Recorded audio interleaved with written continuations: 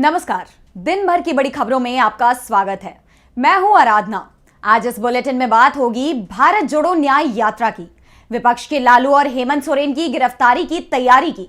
बात करेंगे कर्नाटक के बाद अब राजस्थान में हिजाब पर शुरू हुई सियासत की, चुनाव से पहले सीएए पर तेज हुए टकराव की, जानेंगे मराठा आरक्षण को लेकर क्यों भड़का महाराष्ट्र का ओबीसी समुदाय, और बुलेटिन के आखिर में देखेंगे जाने माने कार्टूनिस्ट इरफान की किस खबर पर पड़ी तिरछी नजर। इसके अलावा और भी कई बड़ी खबरों से आपको कराएंगे रूबरू, लेकिन तमाम बड़ी खबरों से पहले एक नजर सुर्खियों पर। ईडी के एक्शंस पर बंगाल की सीएम ममता बनर्जी ने बीजेपी पर साधा निशाना, कहा अगर भाजपा को वोट नहीं दिया तो आपके घर ईडी सीबीआई भेज दी जाएगी। भाजपा विधायक नितेश राणे के बिगड़े बोल, सोलापुर में हिंदू जन आक्रोश सभा में कहा कि वो उनका भरपूर समर्थन करेंगे, पुलिस से डरने की जरूरत नहीं है क्योंकि उनके बॉस देवेंद्र फडणवीस है। 15 राज्यों की 57 राज्यसभा सीटों के लिए हुआ चुनाव का ऐलान, 27 फरवरी को डाले जाएंगे वोट, इसी दिन घोषित हो जाएंगे परिणाम, 15 फरवरी तक किए जा सकते हैं नामांकन। शेयर बाजार में तेजी, सेंसेक्स 1241 अंकों की तेजी के साथ 71,942 अंक पर हुआ बंद, निफ्टी 385 अंकों की तेजी के साथ 21,738 अंक पर हुआ बंद। ये तो थी सुर्खियां। अब बात आज की सबसे बड़ी खबर की। राहुल गांधी की भारत जोड़ो न्याय यात्रा पश्चिम बंगाल से अब बिहार पहुंच चुकी है। राहुल गांधी की यात्रा से पहले बिहार में नीतीश के पाला बदल और ईडी की कार्रवाई सुर्खियों में छाई रही। ऐसे में राहुल गांधी ने बिना नाम लिए नीतीश पर निशाना साधा तो मोदी सरकार को भी घेरा। तो क्या कहा राहुल ने, देखिए ये रिपोर्ट। कांग्रेस नेता राहुल गांधी की भारत जोड़ो न्याय यात्रा बिहार में प्रवेश कर चुकी है। राहुल आज बंगाल के उत्तरी दिनाजपुर से किशनगंज पहुंचे। यहां स्टेडियम में जनसभा को संबोधित करते हुए राहुल ने बीजेपी पर हमला किया। उन्होंने कहा देश में आरएसएस और भाजपा की विचारधारा ने हिंसा और नफरत फैला रखी है। राहुल ने कहा कि आज इस विचारधारा के चलते भाई भाई से लड़ रहा है, एक धर्म का व्यक्ति दूसरे धर्म के व्यक्ति से लड़ रहा है, भाषाओं के बीच लड़ाई हो रही है। हम जानते थे कि ये मोहब्बत का देश है, नफरत के बाजार में मोहब्बत की दुकान खुलनी चाहिए। राहुल ने कहा कि हिंदुस्तान की राजनीति पर यात्रा का बहुत बड़ा असर पड़ा है। एक विचारधारा जो भाजपा देश के सामने रोज रखती है वह नफरत और हिंसा की है। उसके खिलाफ मोहब्बत की एक नई विचारधारा खड़ी हुई है। जितनी भी कोशिश कर लो, नफरत को नफरत नहीं काट सकती, नफरत को सिर्फ मोहब्बत काट सकता है। राहुल गांधी के स्वागत के लिए किशनगंज में हजारों की संख्या में कांग्रेस कार्यकर्ता जुटे थे। सुरक्षा को लेकर पर्याप्त संख्या में पुलिस बल की तैनाती की गई थी। राहुल ने किशनगंज से अररिया के बीच 60 किलोमीटर की यात्रा की। किशनगंज से 15 किलोमीटर दूर बूढ़ी मारी पहुंचे और यहाँ कुछ घंटे विश्राम किया और फिर यात्रा शुरू की। उनके काफिले में सैकड़ों गाड़ियां चल रही हैं। न्याय यात्रा में किशनगंज सांसद डॉक्टर मोहम्मद जावेद आजाद, इमरान प्रतापगढ़ी, जयराम रमेश, युवा कांग्रेस के राष्ट्रीय अध्यक्ष श्रीनिवास बीवी मौजूद हैं। राहुल राज्य में 2 दिन रुकेंगे। 2 दिनों तक राज्य के 7 जिलों में 425 किलोमीटर की यात्रा करेंगे। इस दौरान कल पूर्णिया में एक जनसभा को भी संबोधित करेंगे। राहुल गांधी कजला मणि चौक, पूठी मारी हाट, सोनथा, राजसुंदर बारी चौक, शीतल नगर, चारगदिया बॉर्डर अररिया, जहानपुर रानी, रानी चौक, हरवा चौक, किसान कॉलेज चौक, जोकी हाट, काकन चौक, तारन चौक, बरगाछी चौक, कुरसा कांटा मोड़, अररिया 0 माइल, अररिया चांदनी चौक, मां काली मंदिर अररिया पहुंचेंगे। रात्रि विश्राम यादव कॉलेज मैदान में करेंगे। वहीं आपको बता दें, पार्टी महासचिव जयराम रमेश ने सोशल मीडिया एक्स पर पोस्ट करते हुए ये जानकारी दी कि कल दोपहर 1:30 बजे भारत जोड़ो न्याय यात्रा के दौरान कांग्रेस पार्टी पूर्णिया में एक विशाल जनसभा करेगी। माननीय कांग्रेस अध्यक्ष खड़गे जी और राहुल गांधी इस जनसभा को संबोधित करेंगे। सामाजिक न्याय की लड़ाई बिहार से शुरू हुई। यहाँ सामाजिक न्याय भी होता है और भारत जोड़ो न्याय यात्रा का मकसद भी यही है। सामाजिक न्याय के नाम पर राहुल गांधी ने नीतीश कुमार को घेरा तो बीजेपी की चिंता नीतीश सरकार बचाने की है, क्योंकि बीजेपी भी इस सरकार में शामिल है। एनडीए की सरकार के पास साधारण बहुमत है। ऐसे में कुछ विधायक इधर उधर हुए तो सरकार गिर सकती है। इसलिए बिहार में अब ईडी सक्रिय हो गई है। बिहार में विपक्ष के सबसे बड़े नेता लालू यादव को पूछताछ के लिए बुलाया गया। दावे हो रहे हैं नीतीश सरकार को सुरक्षित रखने के लिए लालू को गिरफ्तार भी किया जा सकता है। बिहार में नीतीश की नई बनी सरकार के साथ खेला हो सकता है। तेजस्वी यादव दावा कर रहे हैं कि जल्द ही नीतीश कुमार पूर्व सीएम बन जाएंगे, जेडीयू समाप्त हो जाएगी। तो दूसरी ओर ईडी ने लालू यादव और तेजस्वी यादव को समन भेजकर पटना ऑफिस में पूछताछ के लिए बुला लिया। लालू से सोमवार की सुबह से पूछताछ शुरू हुई। इस दौरान आरजेडी समर्थकों ने पटना ऑफिस को घेर लिया। लालू समर्थकों में गुस्सा दिखाई दे रहा है, तो दूसरी ओर सीआरपीएफ के जवान भी मौके पर पहुंच गए हैं। आरजेडी का दावा है कि नीतीश कुमार की सरकार को बचाने के लिए केंद्र के इशारे पर ईडी लालू को गिरफ्तार कर सकती है। ईडी ने रेलवे में नौकरी के बदले जमीन मामले में लालू से पूछताछ की है। इस बीच लालू की बेटी मीसा भारती ने सरकार पर जमकर हमला बोला है। आरजेडी सांसद ने कहा, आज हमारे पिता लालू प्रसाद यादव को बुलाया गया है और मंगलवार को भाई तेजस्वी यादव को बुलाया गया है। हमें दिल्ली भी बुलाया गया है। जैसे जैसे चुनाव करीब आ रहे हैं, ऐसा लग रहा है कि हमारे प्रधानमंत्री काफी डरे हुए हैं। आज हमारे साथ हुआ है, कल किसी और राजनीतिक पार्टी के साथ होगा। ये सरकार गिरफ्तार भी कर सकती है। एक तरफ लालू की गिरफ्तारी की बातें हो रही है, तो दूसरी तरफ झारखंड के सीएम हेमंत सोरेन की गिरफ्तारी के संकेत मिल रहे हैं। ईडी की टीम सोमवार को सीएम आवास पर पहुंच गई, लेकिन हेमंत सोरेन नहीं मिले। सोरेन से पूछताछ 4.55 एकड़ जमीन की अवैध खरीद के मामले को लेकर हो रही है। इस बीच कहा जा रहा है कि ईडी के समन को सोरेन चुनौती देने की तैयारी कर रहे हैं। वो ईडी के खिलाफ सुप्रीम कोर्ट जा सकते हैं। सोरेन लगातार दावा कर रहे हैं कि ईडी का समन ही गैर कानूनी है। लालू और सोरेन दोनों ईडी के निशाने पर हैं और उनकी गिरफ्तारी की चर्चाएं हो रही हैं। दरअसल बीजेपी लोकसभा चुनाव के लिए अपना रास्ता साफ करने की कोशिश कर रही है। इसके लिए विपक्ष के नेताओं को निशाने पर लिया जा रहा है, तो धार्मिक मुद्दों को भी धार दी जा रही है। राजस्थान में बीजेपी विधायक ने हिजाब को लेकर बयान दिया तो छात्राएं सड़क पर आ गई।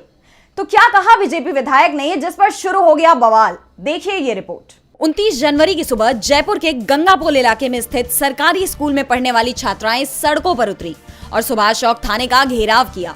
सड़क पर जाम लगा दिया। थाने के सामने बने चौराहे पर छात्रों ने डेरा डाल दिया, जिस कारण से पूरा ट्रैफिक थम गया था। दरअसल छात्राओं का ये गुस्सा बीजेपी विधायक बाल मुकुंद आचार्य के खिलाफ है। छात्राओं ने विधायक के खिलाफ नारेबाजी की और उनके खिलाफ एफआईआर दर्ज कराने की मांग की है। छात्राओं की भीड़ को देखते हुए थाना एसपी ने मौके पर पहुंचकर छात्राओं से बात की। दरअसल छात्राओं का ये गुस्सा स्कूल के एनुअल कार्यक्रम में बीजेपी विधायक बाल मुकुंद आचार्य के भाषण को लेकर है। बीजेपी विधायक स्कूल पहुंचे थे, जहां उन्होंने धर्म के आधार पर अनुचित टिप्पणी की। उन्होंने लड़कियों के हिजाब को लेकर तीखा निशाना साधा, धार्मिक नारे लगवाए। छात्राओं का कहना है कि शिक्षा के परिसर में ऐसे हिंदू मुसलमान की बातों को वो बर्दाश्त नहीं करेंगी और इसीलिए बीजेपी विधायक के खिलाफ एफआईआर दर्ज कराने की मांग की है। बाल मुकुंद इससे पहले भी अपने बयानबाजी के चलते सुर्खियों में रहे हैं, लेकिन राजस्थान में सरकार बीजेपी की है, इसलिए उन पर कार्रवाई नहीं हो रही है। दूसरी तरफ मामले में सफाई देते हुए बीजेपी विधायक ने कहा कि उन्होंने सिर्फ स्कूल ड्रेस की बात की थी। कांग्रेस विधायक रफीक खान ने ये मुद्दा विधानसभा में उठाया, लेकिन बीजेपी विधायकों ने उन्हें बोलने नहीं दिया। साफ है कि बीजेपी अब हिजाब के सहारे राजस्थान में ध्रुवीकरण की कोशिश में जुट गई है। राम मंदिर, हिजाब ही काफी नहीं है, अब सीएए की तैयारी हो रही है। लोकसभा चुनाव से पहले अब केंद्र की मोदी सरकार सीएए को लेकर आने वाली है और इसे लेकर अधिसूचना किसी भी दिन जारी हो जाएगी। मोदी सरकार के मंत्री ने इसे लेकर बड़ा ऐलान किया है। तो क्या है मामला, देखिए ये रिपोर्ट। केंद्रीय मंत्री शांतनु ठाकुर ने बंगाल की जनता को 1 हफ्ते में सीएए लागू करने की गारंटी दी है। उन्होंने दावा किया कि सीएए 7 दिनों में लागू कर दिया जाएगा, जिसका फायदा बंगाल में लाखों लोगों को मिलेगा जो सालों से भारत में रह रहे हैं, लेकिन उन्हें नागरिकता अभी तक नहीं मिली है। उनके इस बयान के बाद से बंगाल की सियासत में काफी हलचल शुरू हो गई है। दरअसल बंगाल की सीएम ममता बनर्जी पहले ही ऐलान कर चुकी हैं कि वो किसी भी कीमत पर बंगाल में सीएए को लागू नहीं होने देंगी। दूसरी ओर शांतनु ठाकुर ने कहा है कि नागरिकता देने का अधिकार राज्य सरकार को नहीं है, ये केंद्र का काम है और केंद्र को अधिकार है, इसलिए ममता बनर्जी से हमें किसी तरह की इजाजत लेने की जरूरत नहीं है। दरअसल सीएए कानून में भारत के पड़ोसी देशों में रहने वाले अल्पसंख्यक समुदाय के लोगों को देश की नागरिकता देने का प्रस्ताव है। इसके लिए जो नियम है वो बेहद ही आसान है, जबकि इस मामले में मुस्लिम समुदाय को अलग रखा गया है, जिस कारण से मुस्लिम इसका विरोध कर रहे हैं। सीएए जब केंद्र सरकार ने संसद से पास कराया तो देश भर में इसके खिलाफ जमकर आंदोलन हुआ था और बाद में ये ठंडे बस्ते में चला गया था। लेकिन अब सरकार की ओर से दावे हो रहे हैं कि सीएए को लागू किया जा सकता है। सीएए 7 दिन में लागू होगा। वैसे इस तरह के दावे पहले भी होते रहे हैं। ऐसे में मोदी सरकार के मंत्री का यह दावा हकीकत बनेगा या जुमला, ये 7 दिन में ही साफ हो पाएगा। जैसे महाराष्ट्र में मराठा आरक्षण को लेकर पिछले 5-6 साल से बार बार आंदोलन होता जा रहा है। हर बार सरकार की ओर से आश्वासन दिया जाता है जो जुमला बन जाता है। एक बार फिर मराठों को आश्वासन दिया गया है, लेकिन इससे अब दूसरे ओबीसी नेता भड़क उठे हैं। महाराष्ट्र में मराठा आरक्षण का मामला तूल पकड़ रहा है। इसकी अधिसूचना के खिलाफ ओबीसी नेताओं ने कड़ी नाराजगी व्यक्त की है। इस संबंध में मुंबई में छगन भुजबल के आवास पर ओबीसी नेताओं की बैठक हुई, जिसमें यह तय हुआ कि राज्य सरकार के फैसले के खिलाफ 1 फरवरी को विधायकों, सांसदों और तहसीलदारों के आवासों के बाहर विरोध प्रदर्शन किया जाएगा। साथ ही पिछड़ा वर्ग आयोग, न्याय शिंदे कमेटी को खत्म करने की मांग की गई। मंत्री भुजबल ने आगे बताया कि इस बैठक में 26 जनवरी को मुख्यमंत्री से प्रकाशित मसौदे को रद्द करने के लिए एक प्रस्ताव पारित किया गया, जिसमें मराठा कोटा कार्यकर्ता मनोज जरांगे की मांगों को स्वीकार कर लिया गया था।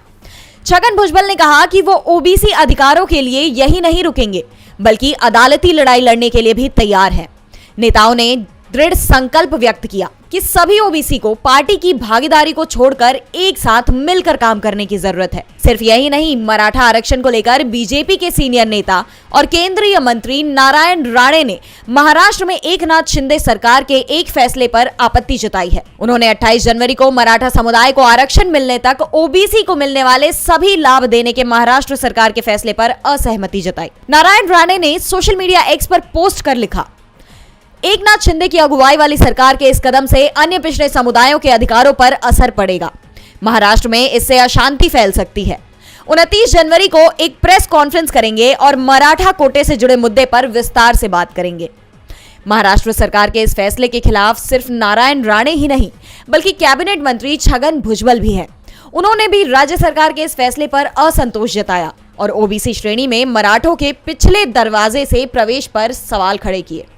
आपको बता दें, 27 जनवरी को महाराष्ट्र सरकार ने मराठा आरक्षण को लेकर मनोज जरांगे की सभी मांगे मान ली थी। जरांगे ने इसके बाद अनिश्चितकालीन अनशन समाप्त कर दिया था। फिर मुख्यमंत्री एकनाथ शिंदे ने घोषणा की थी कि जब तक मराठों को आरक्षण नहीं मिल जाता, तब तक उन्हें ओबीसी को मिलने वाले सभी लाभ दिए जाएंगे। राज्य सरकार ने आंदोलन खत्म कराने के लिए एक मसौदा अध्यादेश भी जारी किया था। शिंदे सरकार ने इससे पहले भी आरक्षण का वादा किया था और दोनों बार मनोज जरांगे पाटिल ने इसी वादे पर अनशन खत्म कर दिया। हालांकि आरक्षण का रास्ता अब भी साफ नहीं है। मनोज जरांगे ने भी चेतावनी दी है कि इस बार धोखा हुआ तो मुंबई के आजाद मैदान आऊंगा। मराठों के दबाव में शिंदे सरकार ने आश्वासन दिया तो ओबीसी भड़क उठे। उन्होंने आंदोलन की चेतावनी दे दी है। तो दूसरी तरफ राजस्थान में भी ओबीसी आरक्षण को लेकर जाटों ने आंदोलन शुरू कर दिया है और निशाने पर केंद्र की मोदी सरकार है। जाट अड़ गए हैं तो क्या है पूरा मामला, देखिए ये रिपोर्ट। धौलपुर के बाद अब भरतपुर में जाटों ने महापड़ाव डाल दिया है। 13 दिन से धौलपुर के जयचौली गांव में जाटों का आंदोलन चल रहा था और अब धौलपुर के बाद एक और मोर्चा जाटों ने भरतपुर में खोल दिया है। दरअसल जाटों की मांग आरक्षण को लेकर है। जाट आंदोलन के चलते राज्य की भजनलाल सरकार भी बैकफुट पर दिखाई दे रही है। आंदोलन ये केंद्र में आरक्षण की मांग को लेकर हो रहा है, क्योंकि धौलपुर और भरतपुर के जाटों को राज्य सरकार पहले से ही आरक्षण की सुविधा दे रही है। ऐसे में केंद्र के खिलाफ जाटों के गुस्से की गाज राज्य सरकार पर गिरती दिखाई दे रही है। इस बीच राज्य सरकार की ओर से संकेत मिले हैं कि वो 2 या 3 फरवरी को आंदोलनकारियों से बातचीत करने के लिए तैयार है। भजनलाल सरकार ने आंदोलनकारियों से 5 लोगों के नाम मांगे हैं। सरकार ने 2 विधायक और 2 मंत्रियों की एक कमेटी बनाई है। यह 9 सदस्यीय कमेटी आरक्षण की फाइल को आगे बढ़ाएगी और केंद्र सरकार से भरतपुर धौलपुर के जाटों को आरक्षण दिलाने की पैरवी करेगी। जाट समाज ने अपनी तरफ से 5 सदस्यीय कमेटी के नाम सरकार को दे दिए हैं।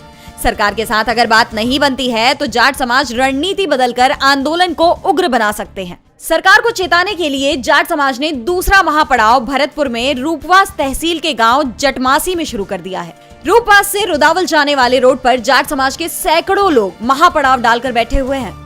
जाट आंदोलन धीरे धीरे आंदोलन को तेज कर रहा है। आंदोलन को पूरे राज्य में फैलाने की रणनीति बनाई जा रही है। जाट आरक्षण संघर्ष समिति के संयोजक नेम सिंह फौजदार ने बताया कि हमने दूसरा महापड़ाव जटमासी गांव पर शुरू कर दिया है। यह पड़ाव भी गांधीवादी तरीके से चलेगा। राज्य सरकार साथ ही केंद्र से भी बातचीत होना है। केंद्र सरकार से वार्ता होने के बाद ही आंदोलन के आगे की रूपरेखा तैयार होगी। जिले के कई इलाकों में महापड़ाव डाले जाएंगे। इसका मुख्य उद्देश्य समाज को संगठित और एकजुट करना है। आंदोलन के चलते बीजेपी मुसीबत में दिखाई दे रही है। आंदोलन लोकसभा चुनाव से पहले शुरू हुए हैं, ऐसे में पार्टी की चिंता बढ़ गई है। इस बीच कांग्रेस अध्यक्ष मल्लिकार्जुन खड़गे ने मोदी सरकार की नीतियों पर सवाल खड़े कर दिए हैं। खड़गे ने तो यहां तक दावा कर दिया है कि इस बार का चुनाव आखिरी चुनाव हो सकता है। तो क्या कहा खड़गे ने, देखिए ये रिपोर्ट। लोकसभा चुनाव से पहले देश में सियासी पारा हाई हो चुका है। इसी कड़ी में आज कांग्रेस अध्यक्ष मल्लिकार्जुन खड़गे ने ओडिशा का दौरा किया और यहां पे वे ओडिशा बचाओ समावेश यानी ओडिशा बचाओ अभियान को भी संबोधित किया, जिसमें उन्होंने बीजेपी और बीजेडी पर जमकर हमला किया। उन्होंने कहा, ओडिशा में बीजेपी जो चाहती है बीजेडी वही करती है। दोनों की पार्टनरशिप की सरकार है। बीजेडी ने मोदी सरकार की मिली भगत से सबसे अधिक नुकसान ओडिशा के आदिवासियों का किया है, दलितों और कमजोर तबकों का नुकसान किया है। नवीन पटनायक और दिल्ली में मोदी सरकार दोनों मिलकर आदिवासियों की जल, जंगल और जमीन लूट रहे हैं, जिसके बीच ओडिशा के किसान, मजदूर, आदिवासी, दलित और गरीब लोग तबाह हो रहे हैं।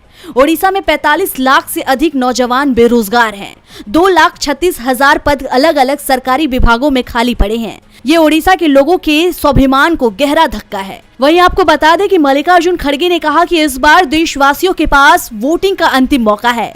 अगर गलती हुई तो फिर भविष्य में उन्हें वोटिंग का मौका नहीं मिलेगा। इंडिया गठबंधन जीता तो ही देश में लोकतंत्र बचा रहेगा, इसलिए सोच समझकर वोट करें। आप सभी के पास मतदान करने का आखिरी मौका है। ईडी के समन और नीतीश कुमार के विपक्षीय गठबंधन से अलग होने के घटनाक्रम को लेकर कांग्रेस अध्यक्ष ने कहा कि हर किसी को ईडी नोटिस दे रही है। वे लोगों को डरा रहे हैं। डर के कारण कुछ दोस्ती छोड़ रहे हैं, कुछ लोग पार्टी छोड़ रहे हैं, कुछ लोग गठबंधन छोड़ रहे हैं। ऐसे में क्या लोकतंत्र बचेगा? इसलिए ये मतदान करने का आखिरी मौका है। इसके बाद कोई मतदान नहीं होगा। और बुलेटिन के आखिर में देखते हैं जाने माने कार्टूनिस्ट इरफान की किस खबर पर पड़ी तिरछी नजर।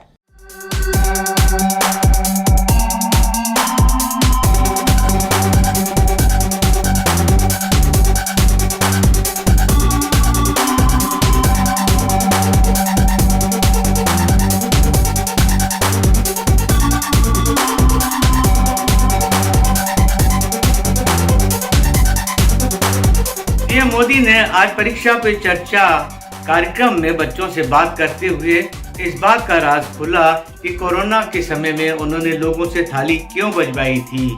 उन्होंने ये भी बताया कि कोरोना थाली बजाने से नहीं भागता है, थाली बजाने से एक सामूहिक ऊर्जा का जन्म होता है, शायद वही ऊर्जा जो अगले चुनाव में उनकी तरफ से लड़ने के काम आएगी।